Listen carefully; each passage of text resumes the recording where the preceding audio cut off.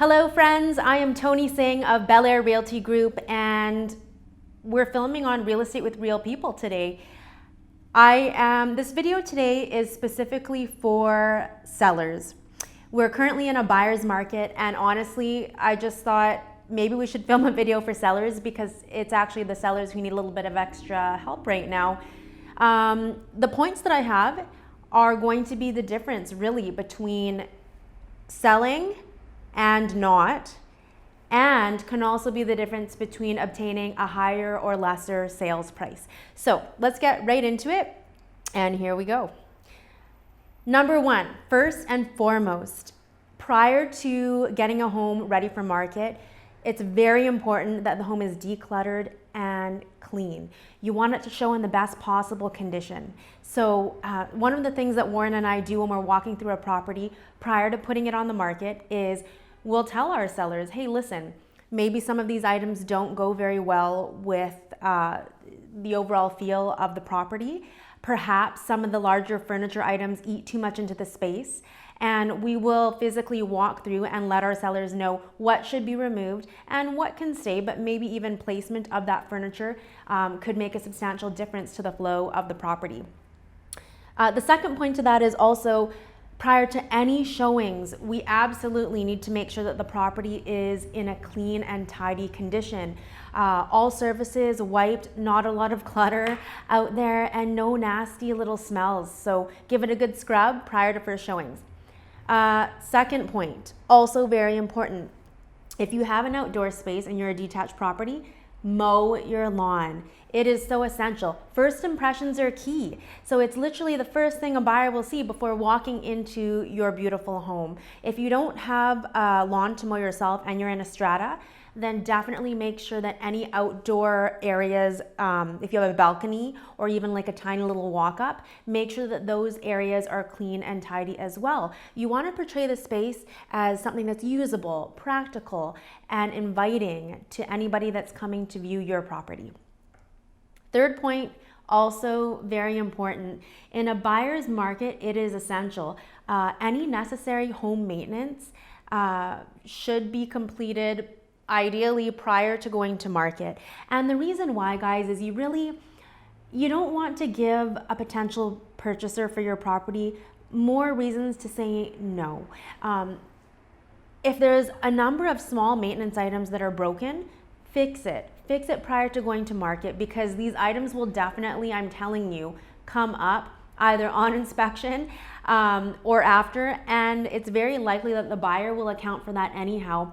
You don't want to be losing negotiation power because of a couple small items here and there might need a little bit of fixing. It's probably cheaper for you to do it yourself. It'll also make the house show better too. Point number 4 is, and this is in some cases, not all. Sometimes we recommend that a property be painted prior to going to market. If you're gonna paint it white. The reason I'm saying that, guys and girls and everyone, is because white is the designer color of the year. It also it's like a blank canvas, which allows people walking through to see perhaps what they could do with the space. Blank canvas, it brightens the area, and when the area is brighter, it automatically makes the space feel larger. Something very important for those potential buyers out there looking at your property. Point number 5 is staging. We do recommend this for certain properties. It is more essential in the market that we're having right now because obviously you want the home to show as nicely as possible. We don't recommend it for all of them, so perhaps this is a point that we could talk about later if there are questions about it. The 6th point that I have is price. Oh, so essential right now. If you are currently selling your home or thinking about selling it in a buyer's market, definitely price it for the market so that you're able to generate an offer and get it sold. Obviously your realtor will help you with that and also the marketing plan, but there's not really a point in selling your property today if you're not going to be realistic about the market conditions. That being said, because I don't want to skip over this point, if you have an incredibly differentiated product that's extremely unique, that might warrant a higher sales price than any of the data that's out there. If that's the case, we'll definitely advise you when we see you. And my final point, it's also a really important one, is choosing the right representation to represent you in the sale of your home.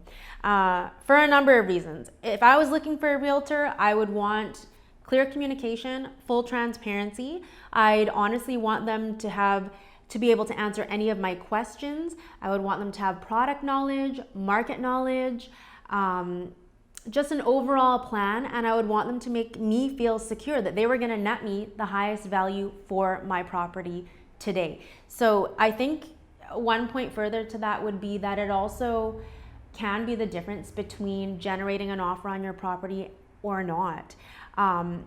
The buyers also will have a sense of, does your realtor know what they're doing? Are they advertising the property properly?